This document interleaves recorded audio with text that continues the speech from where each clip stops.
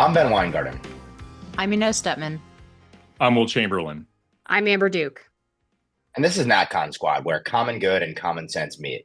NatCon Squad is produced by the Edmund Burke Foundation, the home for national conservatism. Subscribe now on Apple Podcasts, Stitcher, Spotify, YouTube, or wherever you get your podcasts. I'd be remiss if I didn't announce this week that NatCon 5 is upcoming. It'll be held in Washington, D.C., September 2nd to 4th. Look forward to seeing you all there. You can sign up at nationalconservatism.org. Don't miss the conservative event of the year, and I'm sure there'll be some juicy conversations. Maybe we should do a live one of these episodes, frankly, just to put all the heat on the producers here. But maybe we should do a live one of these upcoming at NatCon 5. There's going to be plenty to talk about. But with that, as always, we'll cover a diverse array of topics this week. I'm going to kick us off by talking about the Supreme Court's closing decision on the legitimacy or lack thereof of universal injunctions. Will speak to the ongoing back and forth over the big, beautiful bill and the reconciliation process and the parliamentarian, et cetera.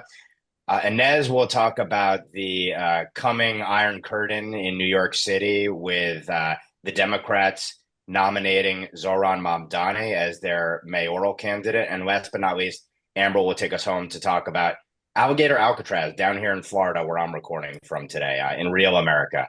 But with that, we'll start off with the Supreme Court decision. I would argue may be the most consequential decision the Supreme Court came to during this term in Trump v. Casa. And these were the cases, as you'll recall, we've talked about at length, several cases where universal injunctions were entered prohibiting even the development and the enforcement of the Trump administration's executive order curtailing birthright citizenship. And before getting to the merits of that case, the Trump administration challenged the legitimacy of the universal injunctions and universal injunction as a remedy itself. So this was perceived as a clean vehicle for the Supreme Court to adjudicate on this question of whether any individual unelected district court judge could have the power to rule not just that a policy can't be enforced with respect to the plaintiffs bringing the case, but anyone, anywhere. And of course, this is sort of the weapon of choice used by Resistance 2.0 to hamstring and sabotage the Trump administration's very aggressive use of executive action on a whole slew of policies. So oral arguments were heard. I think we talked about those oral arguments at the time they happened on this podcast. And finally, the court ruled, and in a 6-3 ruling, which was authored by Justice Amy Coney Barrett, the court found that universal injunctions, and I'll quote here, likely exceed the equitable authority that Congress has given to federal courts. The opinion was pretty clean in the way of it basically said, there is no jurisprudence pre-American founding to justify the use of universal injunctions as a remedy. Within the Judiciary Act of 1789, there's nothing calling for universal injunctions. These were not a part of American jurisprudence in our courts, arguably until the 1960s, and obviously they didn't explode really until Trump won, as we've spoken about before. So at the end of the day, there is no historical reference point. There's no historical analog for this. And universal injunctions are not a remedy that Congress has given the courts the power to enforce. Now, notably, there are caveats here. Among them, the court did not say whether under Article 3 of the Constitution, you can't have a universal injunction. So if a future Congress tried to prohibit or permit universal injunctions, that question would likely ultimately come before the Supreme Court. There are some other ways in which there have effectively been universal relief handed out from the courts. The concept of vacatur under the Administrative Procedures Act dealing with setting aside regulations. The court noted that basically they're silent on that matter, whether that's legitimate or not. And then besides that, there were a couple of other outs that Justice Alito raised in his concurrence and that some of the other justices grappled with as well. But it's worth noting up front, this is a major victory if you think that it's asinine that any one of hundreds of district court judges can essentially usurp the power of the president or Secretary of State or defense, et cetera, and make everyone in the country a plaintiff in a case and prohibit a president from enforcing his policy. And there are all manner of political and legal reasons why this is illegitimate. And the court agrees with that assessment. there was also a massive smackdown of Justice Ketanji Brown Jackson by Amy Coney Barrett. Jackson wrote one of the dissents, and she just gets absolutely clobbered by Barrett, essentially saying that she is legally illiterate at the end of the day and has no basis for her argument. She said they're totally untethered from anything, essentially, and that basically KBJ's position is one of judicial tyranny or judicial supremacy, judicial tyranny, when KBJ says that universal injunctions essentially are a response to executive branch tyranny or supremacy. So this was a massive smackdown by ACB to the cheers of conservatives who have been, I think, rightly very critical of a lot of her jurisprudence. Beyond that, this is also a vindicator of Justice Thomas, is worth noting, because he really was the pioneer in terms of challenging universal injunctions, going back at least almost a decade in his opinions. And he ended up getting a majority of the court, a 6-3 majority of the court, to go along with his view. So kudos to Justice Thomas there. Now for the couple caveats, the major caveats. One is that essentially the court said that class action lawsuits are really the way to go about obtaining something approximating universal relief. And they didn't say that essentially obtaining universal injunction by a class action where essentially you have plaintiffs representing some or all of the country, that is illegitimate as a remedy. And the court argued that class actions are an analog to the historical Bill of Peace, which allowed for sort of widespread relief here. And so they were silent on whether or not ultimately there could be challenges to that as a remedy. The other issue raised by Justice Alito, so class actions as one potential workaround. And of course, to obtain class certification, you have to go through a robust process in court. So assuming that the lower court judges actually follow that rigorous process and standards, it raises the bar substantially to be able to get something approximating universal relief. Aside from the class action under Rule 23, there's also this notion of states representing plaintiffs as third parties and giving states standing in courts to bring claims against, for example, a presidential policy. And if a state can challenge a policy and get an injunction, that also starts to approximate universal relief, especially if you have a lot of states obtaining that sort of relief. So these are a couple of the workarounds that Justice Alito really warned about in oral arguments, where he said, okay, let's say, we say that universal injunctions are illegitimate, but we have these workarounds. So what are we doing here, essentially? He again raised those potential issues. And already in the minutes after the Supreme Court's opinion came down, you saw some of these cases where there had been universal injunctions issued, and now the court has smacked them down, the plaintiffs filing class action. So, and the lawfare crew led by Norm Eisen saying, basically, we're going to go for universal injunction by class action. So these problems and challenges are still going to remain, essentially. Nevertheless, I think this was a landmark ruling, a significant ruling. There are also arguments about, is this basically the Supreme Court making a power play here to get these cases before them more quickly and render judgment? We'll see how that plays out. But I open it up to the group to pull at any of these threads, either the decision itself, the smackdown of KBJ, how the lawfare crew is going to try to get around this going forward. I'd open it up to the group. Yeah, I mean, just on the last bit about KBJ, it has become really, really clear that Sotomayor and KBJ are the dumbest members of the court. I'm sorry to be that blunt about it, but I do actually think it's worth bringing up because they are the two that were explicitly selected for their race and sex. Like, by explicitly, I mean Biden announced about KBJ, right? We're going to hire a Black woman. So I do think it's actually relevant to bring that up. They are the definition of DEI hires. And you can see that in this exchange of opinions and the way that Amy Coney Barrett authored and addressed KBJ's opinion, that she has no legal respect for the reasoning. And she's correct to interpret that because, frankly, they're not, I'll be honest, they're not idiots. Like, by the standards of normal people, they are intellectually outclassed by the rest of the court, including their colleague Kagan. And so I think that is actually important to speak out loud about because it has degraded the court to some extent. So in any case, that's sort of the bracket. This is a really important victory for the Trump administration. It's also an important victory for the way that our courts function. And I think ultimately an important victory for maintaining the respect that's necessary for the judicial branch. And we saw this on the right throughout the 70s, losing respect for the judicial branch when you had out of control judges, for example, releasing criminals on all kinds of like dubious, quote unquote, constitutional grounds. And that's what prompted Congress to come in and a lot of state governments to come in and set sentencing requirements, for example. And we've been talking on this podcast for a while about the danger of losing the credibility and respect for the court, even on the right. When the court constantly asserts itself like this, it makes people rightly feel that they are being overridden, that their democratic will is being overridden, which the court should do sparingly and very much, carefully within the boundaries of their role and the law. And so I think this is like really good for the long-term institutional respect of the court as well, for this to happen this way. Second, Ben, on all of the potential workarounds, is not an issue that's going to be dead. There are going to be continuing problems. And by the way, the right has used this too. It's the reason we were able to stop the Title IX regulations before the election, basically. All the same things that Ben was talking about with the states. You get enough state plaintiffs, you get the effect of almost universal injunction.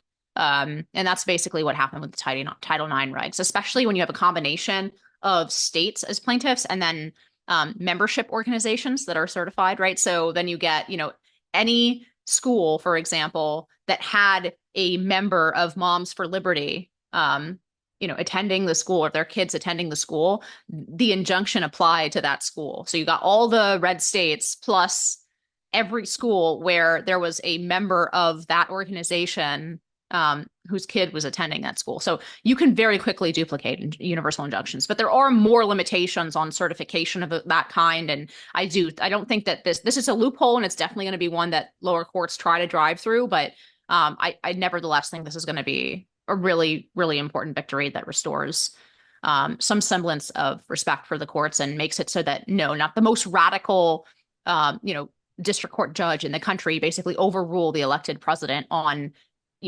just matter of policy after matter of policy after matter of policy. Yeah, this is obviously a huge victory despite the loopholes. And man, it was just crazy to read Ketanji Brown Jackson's dissent complaining about legalese. Like, that's your job, woman. It's unbelievable. Right, that stuck out to me too, by the way. Like, right? I mean, absolutely crazy. Your job is stupid. Okay. Yeah. I mean, we often refer to her as like the Supreme Court's theater kid, particularly given how much she speaks and how many words she writes compared to everybody else on the court. But I just wanted to take a moment to mention some of the other cases that came out on Friday, the decisions that came out that were also big victories for the conservative movement. The upholding of Texas's age verification law for pornographic websites, the ability for parents to opt out of their kids being involved in lessons that include LGBTQ themes and sexual themes.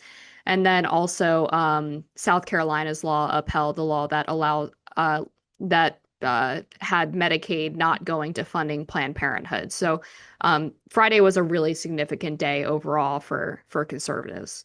Yeah, I mean, this is a very, very good ruling for us. I think you guys have covered, the obvious, I guess the sort of big underlying story is the real lack of respect that 6 justices have for Ketanji Brown Jackson. You don't really see this level of vitriol very often, and it's a bad sign for her ability to influence the court going forward at all. Like, they just don't take her seriously as a legal reasoner, which means if she's in dissent, she's not going to have any impact at all on the decision making. People might end up agreeing with her, but they're not going to end up agreeing with her because of her reasoning. I think this will make a big dent. The big change when you go from these nationwide injunctions to a class action is it stops this kind of bizarre one-way ratchet effect where the various plaintiffs only have to win once and they can keep filing and filing and filing until they win. Whereas in a class action lawsuit, a class binds non-parties. And so if somebody certifies a class, that means that this issue will be resolved in this piece of litigation. And so it'll make it a lot easier for the government to handle the lawfare that's coming against them. So no, it's a big W for the administration. And with that, let's go right back to you, Will, on the big, beautiful bill. Yes, sir. Well, the big, beautiful bill has passed the Senate. That is the big news that just came out recently, passed 5150. I'm not sure. I know Tillis and I believe Rand Paul voted against it, but I'm not sure who the third Republican senator was to vote against it. But in any event, who cares? It passed and it's good. I know that there are some people fighting against it. Elon Musk decided today announcing he was going to restart the America Party or something, because, of course, there's an enormous constituency in the United States that cares deeply about the debt ceiling and ensuring that we don't raise it. Kidding. People actually care about stopping illegal immigration. This bill's going to do that big time. We're talking something in the neighborhood of a few $100 billion going to immigration enforcement, more than enough money to go to the, something like 50 billion to the wall, another 50 billion to adding 100,000 new detention beds, $10 billion, or actually more like 15 for federal and state cooperation, so that there's this process whereby state and local law enforcement can be deputized to work for DHS. There's a huge amount of money to help with that. And we're looking at, so it's a huge, huge bill to achieve all the goals of the first administration in terms of funding immigration enforcement, goals that weren't achieved, goals that there were huge debates about having to work around. If you guys remember the national emergency debate, where there was a question about whether or not President Trump could move around $4 or $5 billion to build the wall using weird emergency statutes that allow you to pull money from the Department of Defense. All those debates are over as if this gets agreed to by the House and signed by the president, which I expect it will. It's also a massive tax cut, not just extending the 2017 Tax Cuts and Jobs Act, but tacking on a big SALT cap increase, which is not good. That's the one really bad part of the bill, because it's just benefiting wealthy blue state Democrats who don't donate to us. But it's also no tax on tips, no tax on overtime, increase in the state tax exemption. So there's a bunch of good stuff for conservative voters as well. And it's also decreasing Medicaid for able-bodied adults, which I've seen some people argue against, but I can't for the life of me understand why a young able-bodied adult should be on Medicaid. That doesn't make any sense to me at all. People should, if you're capable of working as a young person and you're not, the idea that you would just get free health insurance from the government seems ridiculous. So generally a huge bill. Most important thing by far is the immigration enforcement. I feel like the big arguments about the debt are just missing the forest for the trees. In a world where we don't get control of our borders, we're never going to pay off the national debt. And where we do get control of our borders, I think people will see that the actual, the net fiscal impact of the bill will actually be a positive, because of the massive reduction in overall benefit spending, both at state and federal levels, that comes with dealing with illegal immigration. So that's a division to kick it off. Curious what you guys are all thinking. Yeah, I mean, I feel like we've talked about this a bunch of times at this point, but yeah, I mean, I think the substance of the bill is actually one of these, horrible mishmash omnibus bills. Obviously, these are behemoths, and they're stuffed with various pork provisions and all kinds of deals. And that's been a problem for a long time. That being said, on the actual substance of this bill, once again, I don't see. And I've been on the side of a lot of, the Chip Roys of Congress and in criticizing Republican leadership for the bills that they have put together and the compromises that they've made, which I think have just been too far. This strikes me as something that's actually a net benefit for the right and for the country.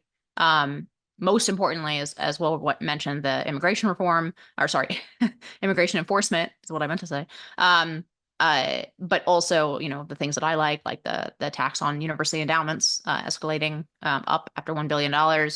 And yeah, so there's a lot to like, I think, in this bill. It fulfills a lot of campaign promises for Trump. I think this is very important for the legacy of the Trump administration, which ultimately I think will be counted in the abstract sense, will be on delivering the promises that he made to voters in a way that previous politicians simply have not. And then, of course, on this central issue of immigration, if at the end of 4 years, we have a very different immigration posture and enforcement posture than we have for the last 50 years in the country, I think that the central promise that he made in all of his campaigns, starting in, coming down the escalator in 2015, will have been fulfilled. And I think that will be a, really something to be proud of in terms of his legacy. There were two main things that I was disappointed with in the bill, just to cover some of the drawbacks. And the one was the amendment to prevent Medicaid from going to non-citizens failed in the Senate. That needed 60 votes to get added onto the bill. They got 53 or 55.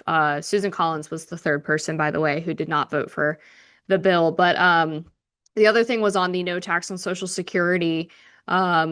they were not able to get rid of it entirely. They basically had several provisions that got it to the point where something like 85 to 88% of people who receive Social Security will not be taxed on it. But if you're someone who takes your Social Security early before the age of 65 for various reasons, maybe, for example, if you're a widow and your husband passed away and you need the income now and you can't wait till 65, you would not get the tax relief under the bill. So I was a little perturbed to see the White House taking this huge victory lap and saying, we delivered on the promise of no tax on Social Security. Well, no, not exactly. I mean, yes, a huge number of people stand to benefit, but you've also left people who I think, most would argue deserve to have that tax relief. We're not getting it. But overall, the immigration portion of the bill is obviously fantastic.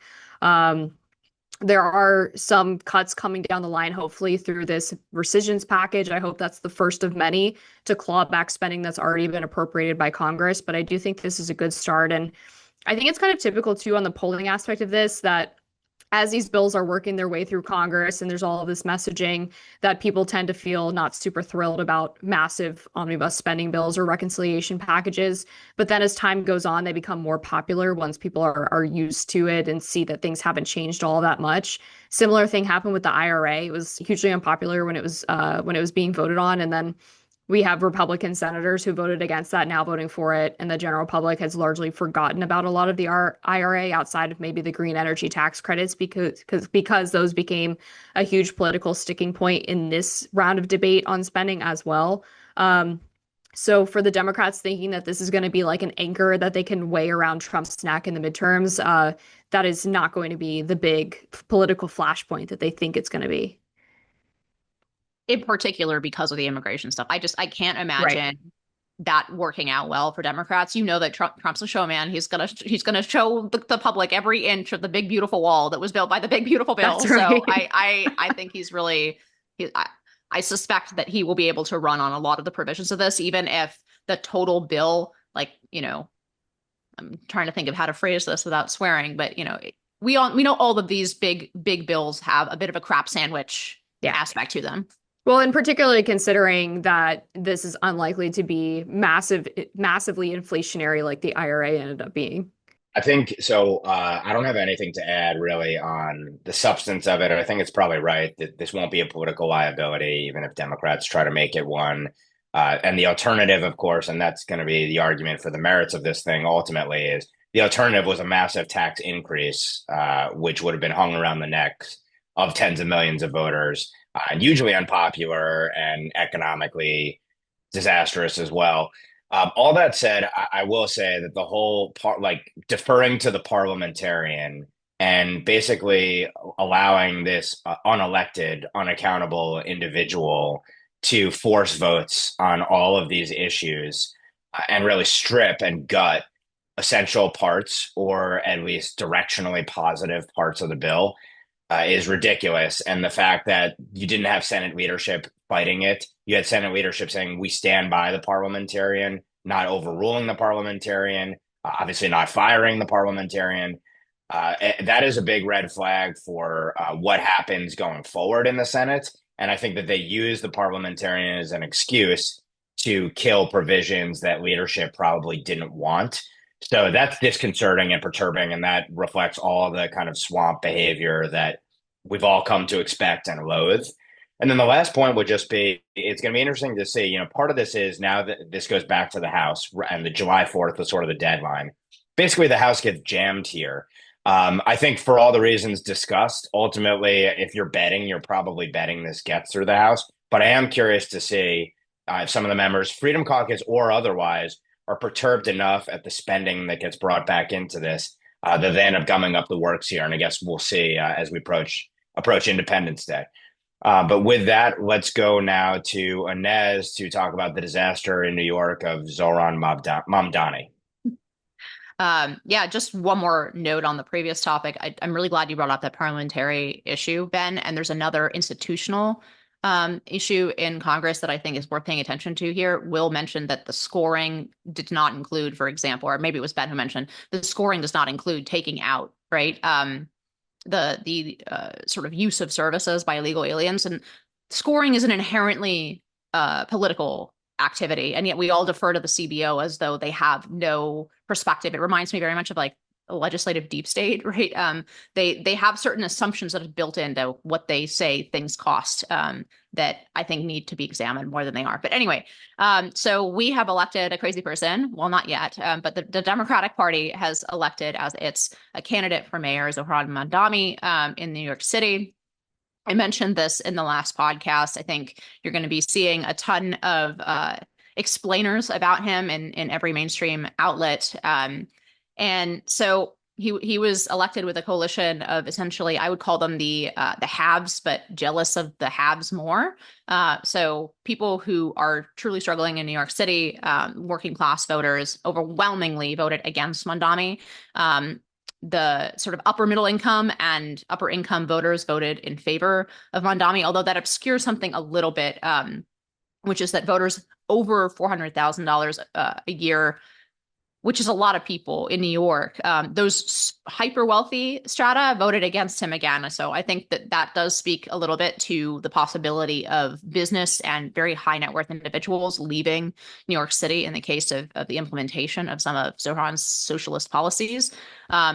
I think it's notable for a few reasons, and I'll get to them in a minute, but why I think this has some nationwide resonance. But just to talk about the man himself for a little bit, this guy really reminds me in many ways of Obama. I find him, and I also found Obama like sort of viscerally repulsive in listening to him speak. But I have to recognize that is not a feeling that is shared by a lot of people. People find him interesting and inspiring, and they like to listen to him speak. That's one.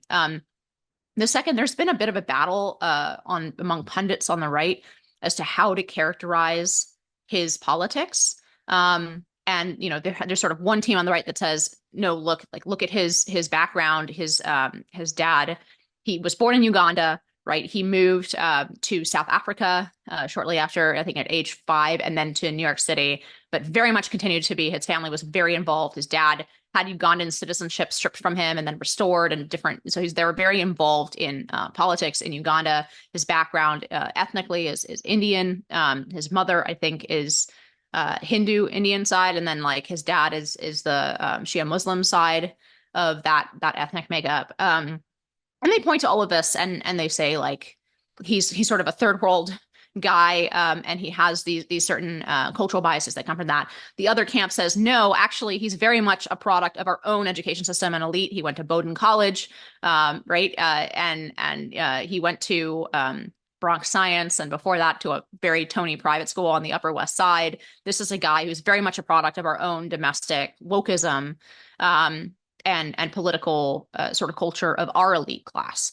And I think both of these have an element of truth, but I think that they are actually the best way to think about him is very much like Obama as an anti-colonialist, as somebody who doesn't have deep ties almost anywhere. His parents are a filmmaker and a college professor, right? And they have floated between different states, and I don't think that they never got citizenship. And Zohran only got citizenship in 2018 and ran for office basically 2 years later, even though he was eligible a long time. I think this is reflective of people who just don't believe that citizenship is of much importance in the world. They are truly global citizens, and they're global citizens that are infused with a certain third world resentments and a set of prejudices that fit just perfectly into the campus leftism and the academic worldview of the anti-colonialists. So like this is a guy who his parents are personal friends with Edward Said, who wrote Orientalism, which is like a foundational text for the anti-colonialists. All of his dad's books are about anti-colonial topics. It is that underlying worldview that views the success that the United States and generally the West has had as being bought at the expense and oppression of the global South or of brown people at large all over the world. And it's very much, recalls the sort of the wretched of the earth, all of that 1960s colonialism, the stuff that Sartre was into, right? It just, I think that's really the context that his worldview grows out of. It's the sort of thing that people question when they see signs like Queers for Palestine, but actually makes a lot of sense. These two things fit together very nicely into one package. The sort of anti-colonialism and radicalism from countries that are either in Africa or in in his case, like going back and forth, Uganda, South Africa, and then the campus left academic version of that. And his family is perfectly sits at the intersection of that. It's a very comfortable, I think, place for him to be at the corner of this sort of elite wokeism and anti-colonialism in the academic context, and then actually informed by his life and his experiences and his ethnic and cultural background. So that's my 2 cents on how to think about the guy. In terms of the impact, I'm really curious what you guys all think, whether this is, obviously New York City is not a representative electorate for America. That being said, I think there will be impacts, most notably in New Jersey, in terms of every Democrat's going to be asked how they feel about this guy now. But the second thing is, to me, this is very clearly one option that's being put forward aggressively by the Democratic Party base as one way to leave the Trump wilderness, one way to reassert themselves and a direction to go. You kind of got the James Carvilles on the one hand who say they need to moderate.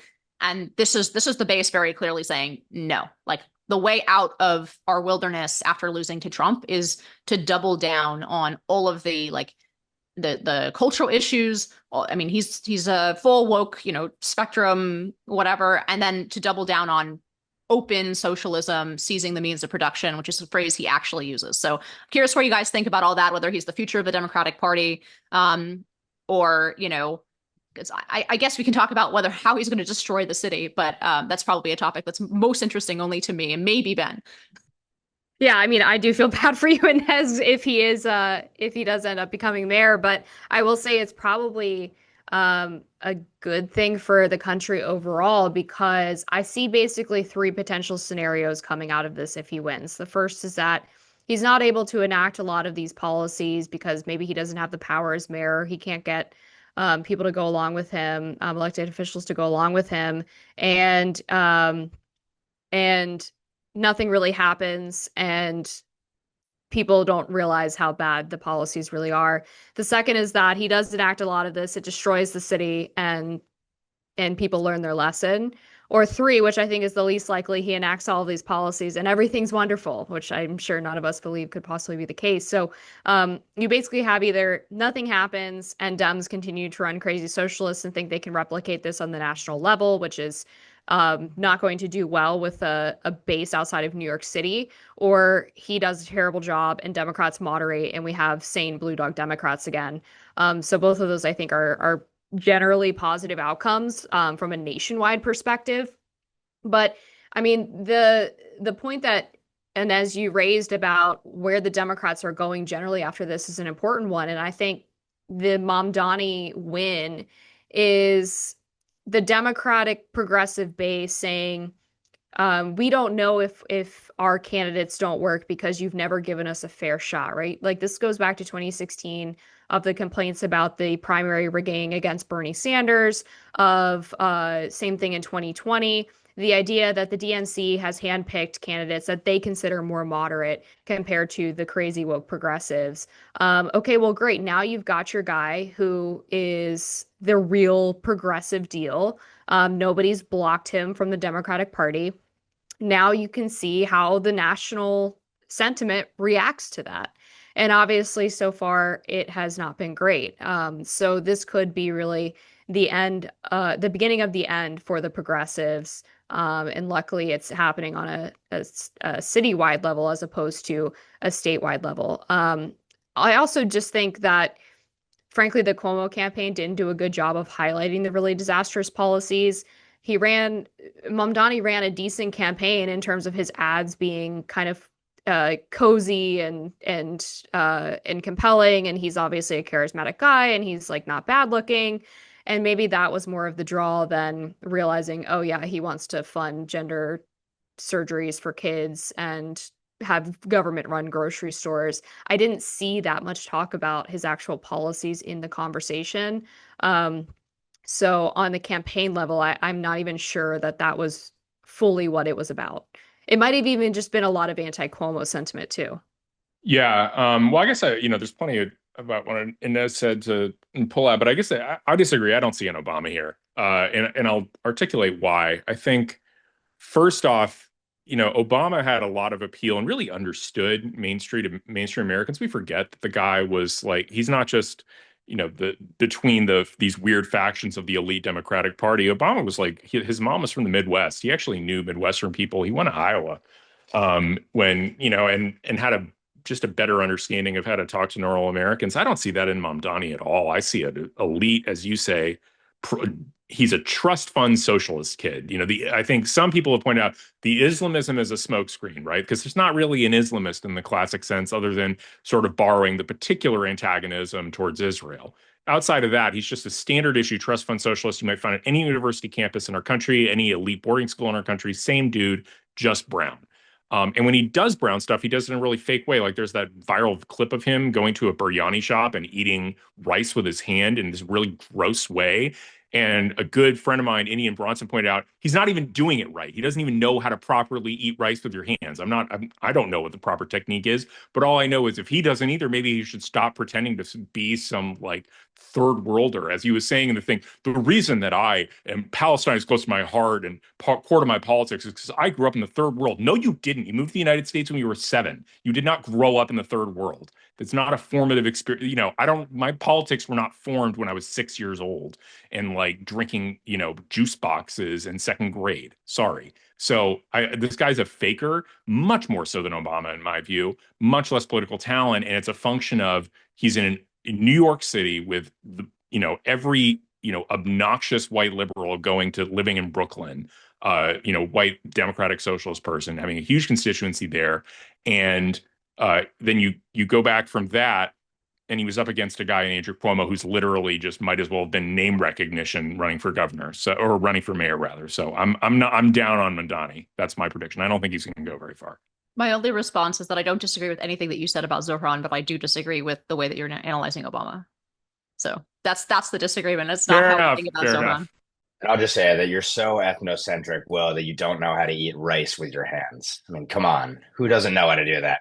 I will say that I think there are good elements to both of these arguments about the Obama background, the Obama ideology, the Obama politics, and you probably have to analyze each of them separately. I do think that the Edward Said Orientalism runs through them, but we can debate whether or not the ideology is real or if it's cynical and towards a political end.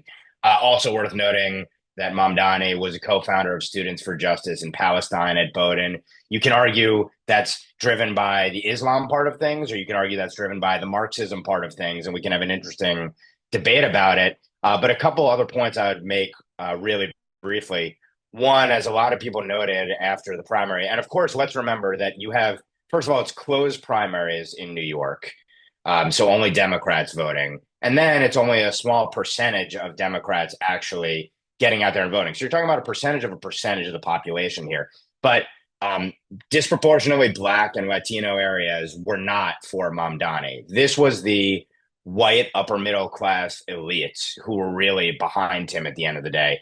That's something that's been consistent with a lot of candidates like him. That's what I found when you look at Ilhan Omar in Minnesota, for example. While there was a huge Somali population, her core base was actually the academics, the labor folks, and then the elites in the Twin Cities area. So similar here as well. And the last point I make, just shameless plug, I wrote my book about Ilhan Omar 5 years ago, saying that she was the future, if not the present, of the Democrat Party. And you could see it because the establishment got in line and supported her. And you've seen almost the entirety of the Democratic establishment here. Chuck Schumer, Hakeem Jeffries, and many others as well, with the exception of Obama, I think, to this point, Bill Clinton, many others. Minimally, they've all said essentially that he ran a smart campaign and he knows how to talk about these economic issues, these kitchen table issues. So at the very least, they respect the style, if not the substance. They're not all endorsing him wholeheartedly, but essentially you've seen the establishment get behind him. And I think that says everything about the power of the essentially Marxist, but whatever you want to call it, progressive base of the party, that they all fall in line behind him, I think speaks volumes, despite the fact that they've gotten trounced in all of these notable elections in recent cycles. So I do believe still that this is the future of the party ultimately. Anyway, but with that, we'll turn it over now to Amber to talk about Alligator Alcatraz. Thank you. Yeah, and this one should hopefully be a little bit of a shorter one. I know we had a lot to say on Mamdani, but the Alligator Alcatraz situation is so funny. This is, I believe, another term that the left has created to try to um, provide a pejorative about a Florida-centric policy. I'm thinking, of course, of the Don't Say Gay bill. The new one is Alligator Alcatraz or Gator Gitmo. And much to the Trump administration's credit and Ron DeSantis's credit, they have just jumped on this wholeheartedly because the phrase actually makes it sound way cooler than it is. It's literally just an immigration detention facility. They're all along the southern border in places like Texas and Arizona. There's nothing unique about it except for the fact that it was done incredibly efficiently. They managed to put 3,000 beds up on this abandoned airstrip in just a matter of 8 days. And they say that they're going to be able to process removals within 3 days, which is obviously way faster than a lot of the immigration courts move, which is very exciting because could potentially provide a huge assist in executing Trump's mass deportation agenda. Amidst all of the protests and the crying from the pro-illegal immigrant crowd, Trump decided to actually go down to Florida and visit Alligator Alcatraz. He's there as we record this podcast, praising Ron DeSantis. They're friends again. He says he'll always love Ron DeSantis. It's quite hilarious, but also, good. Like, we like both of them. They should be friends again. Also talked about in one of his funny quips that Joe Biden would have wanted him to be imprisoned in Alligator Alcatraz, which was quite hilarious. But I'll turn over the group in just a moment. But overall, I think this is fantastic. There should be more of this. As you have so many governors actively trying to turn their states against federal immigration enforcement. You have a governor like Ron DeSantis and by extension, Governor Greg Abbott in Texas, working to execute the president's agenda and providing a huge assist in that way. That obviously speeds up the process, hands Trump a win, but also hands the American public a win. I think this is a great thing for them to run on heading into the midterms and then in 2028. Like, this is what we can do with a bit of creativity and a bit of efficiency. 3,000 beds in 8 days. It's actually incredible to witness. I'm very happy about it. Also, on the fact that people are complaining about this being in the middle of the Everglades because of the environmental impact. I mean, you already have the space cleared because of this abandoned airstrip. It makes perfect sense that if you're going to put a detention facility up, you would put it in the middle of nowhere. One, it's a natural barrier like Alcatraz, which is where the nickname comes from. But also, who wants an immigration detention facility in the middle of a city or in the middle of a neighborhood? Like, of course you would want to put it away from law-abiding citizens and keep the eyesore and the border patrol and all the people who are involved in this out of sight of the American people. Let them function separately from civilized society, and let that serve as a deterrent also for illegal immigrants who should rightfully be fearful that they could end up in Alligator Alcatraz. If you don't want to go to Alligator Alcatraz, then don't break the law. It's really that simple. And with that, I'll let the group weigh in, but I assume we're all probably in agreement on the positive aspect of this one. Yeah, this one's awesome. Big fan. Shout out to James Oathmeyer, the Attorney General of Florida, former law school classmate of mine, actually. Not classmate, but we were in the same journal. So he's badass. He's a former chief of staff to Governor DeSantis. Great dude. And I think he actually came up with the branding for this. My understanding is he put it out in a YouTube video and then it got picked up by everybody else. Very smart move. Logically, it makes a lot of, I mean, I might be wrong. I'm not sure, Amber, but I think that's where it came from. Anyway, yeah, it makes perfect sense to put it. I mean, if you actually know Florida at all, it's smack in between like the west and east coast, right in the middle of the Everglades. There's literally nothing there. They are, in fact, surrounded by alligators. It's a perfect place for a prison. And I mean, I just enjoy the fact that both the administration and the Florida government understand that, like, we should be doing this. It's a good thing to do. We should be proud of the fact that we're deporting illegal aliens and fulfilling the mandate given to us by the American people. And if we have a little fun doing it, great. Yeah, I really only have two quick points on this. One, we had the discussion about sort of the legend being helpful as a deterrent when we were talking about Alcatraz, right? That America no longer really has that kind of prison.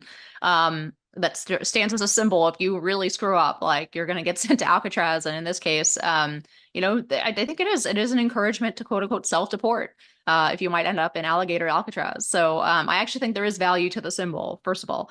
But second, about the name, we forget fake news came from the left. And Trump turned it around on them. So it seems like another one of those situations where the left thinks they can out nickname Juju Trump. So that's never going to happen. You're never going to stump Trump on the kind of word games that stick in people's heads. So I like Alligator Alcatraz. I think it's great. Also, I think surrounded by pythons as well. So all manner of deterrence here. Maybe an attractive model for other states to follow as well. I think also might have been mentioned that there's kind of like an airplane landing strip there, because I think originally there was going to be an airport set up there. And so this is going to be like a one-stop shop for detention and then removal of illegal aliens. So I think this is a win all around. It's good on the politics, it's good on the merits, and it's also very healthy to see Trump and DeSantis kind of getting back together as a force. I think it's good for the movement, and I think it's good for the country ultimately. So with that, we can go to our parting shots, and I'll open up just briefly to avoid any awkward silence here. I noted in the Universal Injunction segment that there is some scuttlebutt out there around the gamesmanship going on between the Trump administration and the Supreme Court.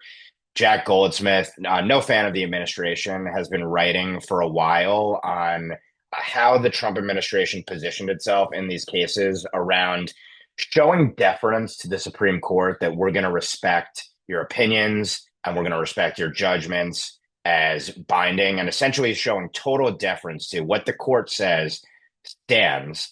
And there's obviously been all the rhetoric from the left about this lawless administration is going to defy the courts, et cetera. But the Solicitor General on behalf of the administration, John Sauer, has been very clear that they're going to respect what the court says. And then on the other hand, you have the Supreme Court in this case, the birthright citizenship / universal injunction cases. And this was Chief Justice Roberts in oral arguments, and then Justice Kavanaugh in one of the concurrences, talking about how, the court can deal on an emergency basis with all sorts of issues. And Kavanaugh talking about how it is kind of important that there be uniformity in decisions.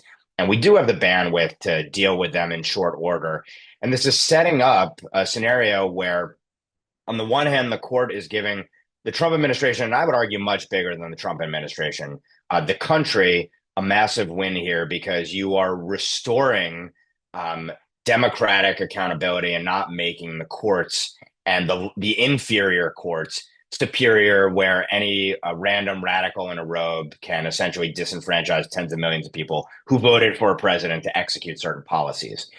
On the other hand, though, the Supreme Court itself is potentially agglomerating more and more power and getting deference from the administration as well. So I don't have all the particulars worked out necessarily in my mind, and I'm not sure that this is actually what's going on behind the scenes, but Jack Goldsmith has written some really interesting posts on this, and they are worth checking out in terms of the gamesmanship and the kind of story behind the story in what amounts to both a political and a philosophical battle that's going on behind the scenes between the judiciary on the one hand and the executive on the other. Last point I'll make, totally unrelated, but I guess tangentially related.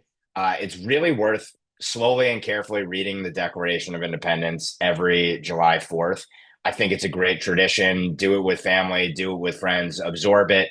It's amazing the wisdom and the foresight of the founders there. And also, I think how relevant that document is. It gets more relevant and more relevant every year. That is this heart and soul, ultimately, that I think puts life into the Constitution and everything else in our country. So well worth reading that. And also Calvin Coolidge's 150th sort of speech address on the Declaration, also well worth your time as well. My quick two final thoughts are, one, you all might remember Jaguar, the car company, did that really weird rebrand a year ago where they had all of these like non-binary actors and pride flag colors, and everything was very futuristic and robotic and weird. Well, their sales have tanked considerably as other luxury car brands have actually increased. They're down like 92% in car sales, which is sort of the latest go woke, go broke kind of warning to corporations. But the second one is on the I'm sorry, I totally lost my train of thought. I'll let someone go and then come back to me and I'll get the second one up. I kind of just want to keep talking about Mamdani, although I was about to mention what Amber did about the Jaguar tanking. It is a really interesting little data point that hasn't gone away, the frustration with that. And the aesthetic connection with a certain type of politics that is just instantly recognizable here. I'm thinking about like the thing that went viral of the very millennial etched sketch of the Muslim woman with the peg or like the hook on her leg, right? The diverse, the intersectional diversity kind of sketches really immediately conjures up a politics, even though it's not in the political context. No, so and it's related to what I wanted to say about Mamdani, because there is this debate going on even among people on the right. How legitimate is it to point to his, his cultural and ethnic background as, or should we just be confining ourselves to be criticizing his policies, right? And I actually I don't know. I think that it's perfectly fair to talk about his background because it's so clear to me that background is feeding in to his views, not in that direct way. I agree with what Will said earlier about, I don't think he's an Islamist, but I do think that he takes certain direct resentments from his background. And again, like there is and I got a ton of blowback on Twitter from New York Times people and stuff. I'm surprised they're still on Twitter. It was kind of fun actually, but for pointing this out, but and they're right to point out, like, I'm basically saying that his parents are rootless cosmopolitans, and it's kind of true. They are. They are exactly that kind of floating globalist class that thinks that the individual nation state is essentially obsolete, and that doesn't deserve any loyalty. And I think it's incredibly telling that, first of all, even though they've lived in the United States for decades, neither one of his parents has applied for U.S. citizenship. They're not U.S. citizens, even though they had a green card for a very long time and they're eligible to apply for citizenship. And the same thing is true about Zohran himself, that he did not apply for citizenship until the moment he wanted to run for office, right? Until he wanted to acquire. And there is something that is incredibly irritating to me as an American about that, that he essentially did not bother to join the body politic until he wanted to essentially, take advantage of what power has to offer in this country as a vehicle to implement his very particular, anti-colonial socialist worldview, right? That's all that citizenship is to him. It's an administrative inconvenience. And I really get the sense that's how his parents think about it as well. And I think that is an attitude that is well worth criticizing. I don't think that's outside of the bounds of fair politics at all. I think, in fact, in his case, it is central to how he came to the policies that people want us to criticize because they're terrible on their own merits. But I think it's important to understand why he came to those policies, and I think his background is a huge part of that. My second thing that I was going to mention, I remembered it, was this Glastonbury performance by Bob Dylan, where they were shouting death to the IDF and the lead. I literally thought that was people misspelling Bob Dylan, and no, it's a play on Bob Dylan. Yeah, and he was saying from the stage that sometimes you have to speak in with violence because that's the only language people understand. They were actually supposed to come to the U.S. for a leg of their tour in November, including a show in D.C. at, I think, the 930 Club, which is a historic concert venue in D.C. Except the State Department revoked their visas after this Glastonbury performance, and it was just so delicious. Yeah, hey Bob Dylan, I heard you want your visa back. Sorry, you can't have that. My final thought is, hey, remember when World War III was supposed to happen and it didn't? Like, it's wild. This was like dominated the news cycle for a week, 2 weeks straight. And now people forgot that like Israel and Iran exist, basically. Except, of course, the, people in Glastonbury who are chanting death to the IDF. But, people need to trust the plan. People need to trust President Trump. He knows what he's doing. It's a remarkable foreign policy achievement to have achieved a concrete goal of American foreign policy that's been around for 25 years, waiting to be achieved. And then a week later, we're talking about alligators eating illegal immigrants in Florida. So that's my final thought. God bless the USA on that note. On behalf of Amber, Inez, and Will, thanks for tuning in. I'm Ben Weingarten. We'll see you at the next NatCon Squad.